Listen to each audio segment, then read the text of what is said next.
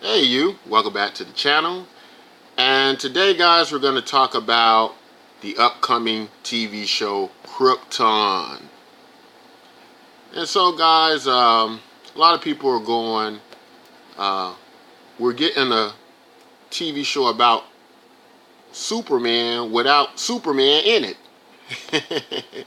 And where have we kind of seen this before? We've kind of seen this play out in TV shows like Gotham, where we don't get Batman, but we get a young Bruce Wayne, who, isn't Batman, but to some still got an interesting show in the Batman world. So, will this happen with this TV show, Krypton? Well, maybe. We're getting the story following not Superman or Kal-El or Jor-El, his father, but actually his grandfather, Seg-El. And so we're going to talk a little bit about, what exactly we can expect. And, if this is going to maybe be a good show in the Superman mythos. So, let's talk about a little bit of the history of Superman. We've seen many versions of Superman done, many movies, many TV shows recently with the Man of Steel. And we always get generally brief information and scenes about his home world, the planet Krypton. So, I think the longest shots we've got of Krypton or information about Krypton was in Man of Steel. Where in the beginning, they spent quite a bit of time on Krypton. And to some, that was their favorite part of the movie. And I thought Krypton was done okay in Man of Steel. And if I had to, just pick something, my favorite part of the movie, Man of Steel, it probably would be Krypton and his flight scene. But let's talk a little bit about what we're going to get with this show, and if it can still be a very interesting show based on Superman universe, but without Superman and without superpowers. Because as many of you probably know who are Superman fans and comic books, you probably know that Kryptonians, whilst on Krypton, they have no special or superpowers as they orbit a red sun, not a yellow sun, and we know they derive their powers from a yellow sun. So the main character we're following, Seg-El, who again is Superman's grandfather, is part of the noble house of El. And just a little brief history about the House of El. Maybe this can interest some of you a little bit more who don't know what to expect from this show about Krypton and if it's going to be good.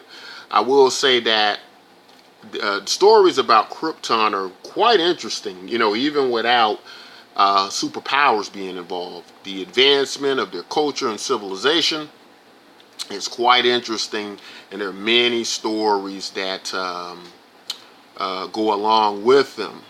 But the person you're looking at in this shot is Seg-El. This is during his youth, and according to the story that they're going with, done by David S. Goyer, the same David S. Goyer that was involved with Man of Steel. Perhaps that's why we get a similar look to Man of Steel in this series. Seg-El, being part of the noble house of El, is on a mission to restore honor to his house. The family at this point in time in the Superman mythos and history has been ostracized from Krypton. So they're this dishonored house at this point trying to basically get back, in good graces with the Kryptonian Science Council and in their world. So Seg-El is actually a young lord, and that is because the government of Krypton, the El family, ruled a continent hundreds of thousands of years ago.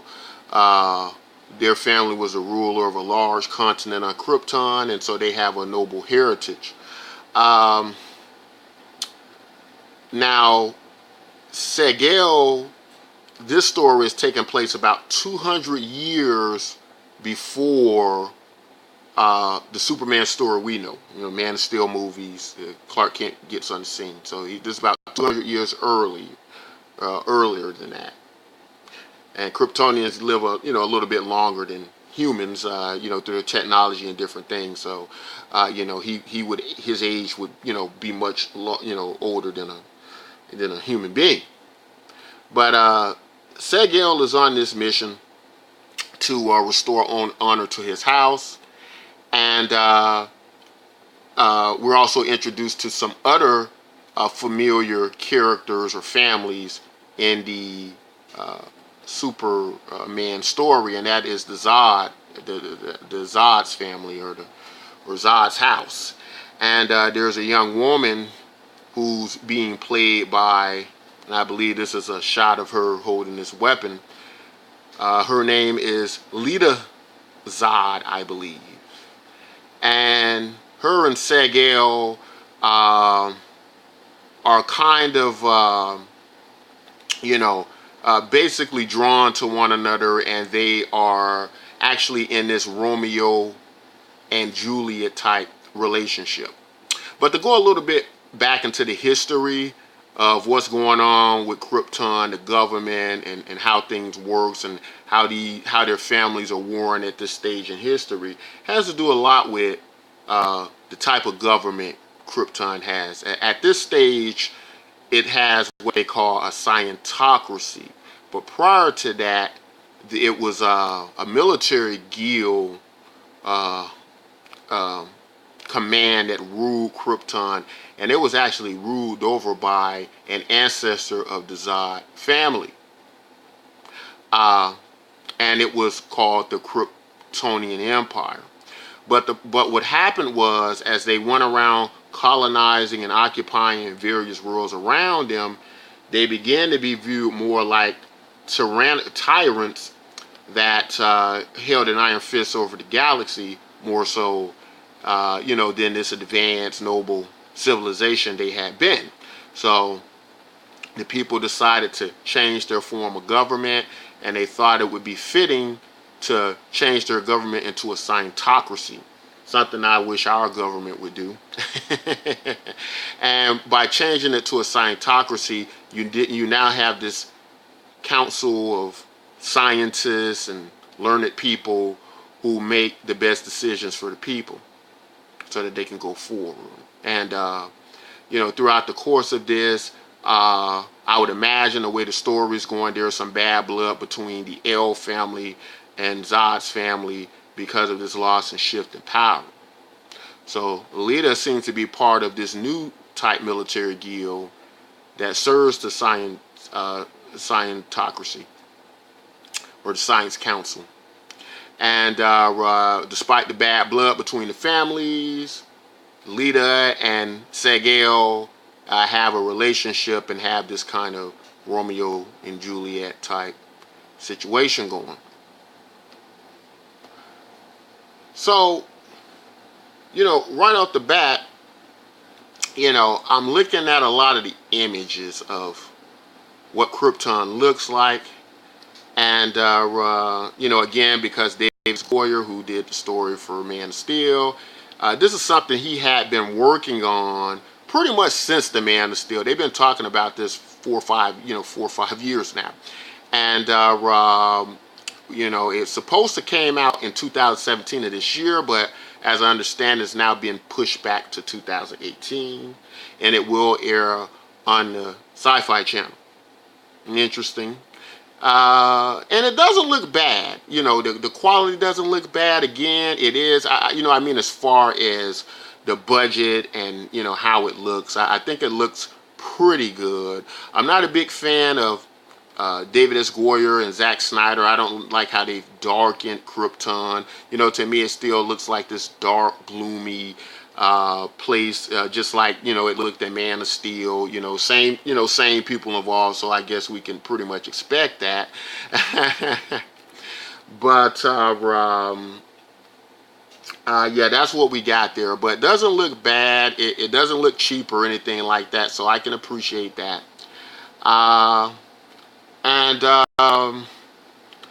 So we got that. We got a lot of callbacks to Man of Steel. A lot of things look pretty much the same. But what I found interesting throughout the trailer was that there's this person that Seg-El meets in the street, and he's giving Seg-El this key. It's the House of El key. It looks like the same one we saw in Man of Steel. Looks the exact same way. And he's telling him to find the fortress. So he's going to find the fortress. And what comes to mind, of course, whenever you say fortress and Superman, you start thinking about the Fortress of Solitude. And I was just a little bit puzzled by that, because it's important that he find this fortress. So I'm kind of under the assumption that, well, two things come to mind. Are they talking about the Fortress of Solitude, you know, which is on Earth? But I always thought the Fortress of Solitude was a big deal because it was on Earth. It was Kryptonian technology, you know, on Earth, and that's why it was such a big deal. I thought that maybe the Fortress of Solitude on the planet Krypton would just be something they were accustomed to, and, you know, maybe that was just how the buildings and the technology looked. But apparently whatever fortress they're talking about is something that's very key and important to the El family, that they get there, and whatever information is contained in this fortress, I'm assuming is something that's going to greatly help Seg-El on his quest. And, you know, it sounds pretty good so far. I'm a big Superman fan. You know, just like I'm a Star Trek fan. They can almost throw anything Star Trek at me, and I'm going to give it a shot, and I'm going to see the good in it. Same thing with Superman stories. I'm going to always see the good in them. But I can tell you this: if you're expecting a superhero TV show, you probably aren't going to get that with this. This is something you might want to just go in looking at it as a science fiction show that's well suited to appear on the Syfy channel with a familiar backstory. Just a few other interesting tidbits. Seg-El and Jor-El didn't get along good. You know, Seg-El here becomes the father of Jor-El, or Superman's father. In comics, they did not get along well.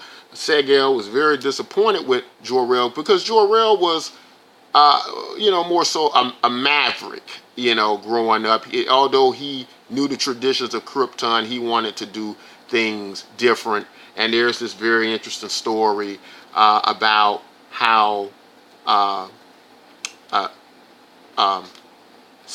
Jor-El meets Laura. And I found that very interesting because they're actually using the gestation centers, much like we saw in Man of Steel, where the babies were grown and they were you know, basically bioengineered to perform certain tasks, and even their mating it was selective mating. You know, they selected your mate, and that's actually what happened with Laura and Jor-El, and we get that in Man of Steel, where he's saying, you know, how everybody's engineered to do a particular task, and that by sending Kal-El, Superman, Clark to Earth, he would not have to deal with that. He would have the right to choose and be free in that regard. But Seg-El here is very traditionalist with Krypton, and he doesn't like the fact that Jor-El wants to actually meet Laura. They see that as not clinical, it's not sterile. Another thing a lot about Kryptonian culture in the comics were they were very emotionalist, very dutiful, very, you know, in that sense, and so you know, that type of emotional connection and wanting to do things outside tradition was kind of frowned upon. So anyway, guys, I'm going to stop it there, but I'm going to say give this show a chance, especially if you're a big Superman fan. I like what I'm seeing with it. I don't like the David S. Goyer, Zack Snyder feel to it, but all in all, like the like that we're finally getting something about Krypton and technology. There's a host of very good stories about life on Krypton and stories. So guys, let me know what you think about this. If you're excited to see this, or if you think it's going to be, just another sci-fi show that gets canceled. Guys, if you like content like this, don't forget to like and subscribe. And until next time, take care.